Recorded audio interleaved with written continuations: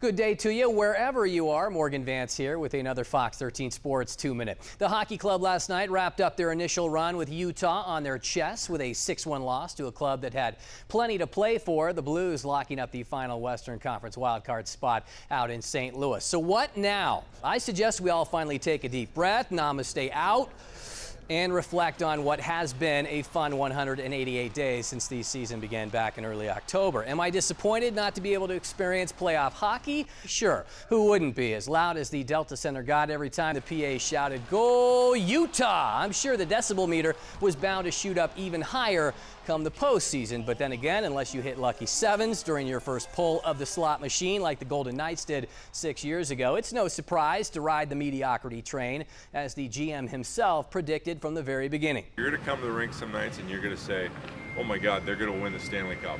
And then you're going to see us on our bad nights, you're like, ooh, they were bad. Which is pretty much spot on what we all saw, right? So long story short, I'm okay with being done in April. When the Jazz arrived from New Orleans back in '79, they finished that first season only 7 games better than they did this current season at 24-58. In fact, it wasn't until 4 years after that that they tallied the franchise's first ever winning record.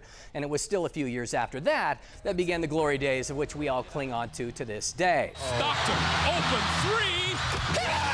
So, hockey club, Mammoths, or whatever you want to call them, and hopefully we find out that name very soon. There's plenty to look forward to in 2025-26, because next season there will be no mad dash to relocate and find a house. There will be no, I wonder if Utah, once the shiny new car smell wears off midseason, will really be there to support us. Truth is, it's our team now. So Clayton Keller, Sean Dursey, Mikhail Sergachev, or whatever key piece gets added to the mix next, it's time to buckle down, strap up, and as Wayne and Garth used to say, Game on! Game on! because this time next year, I will be disappointed if we don't make the playoffs.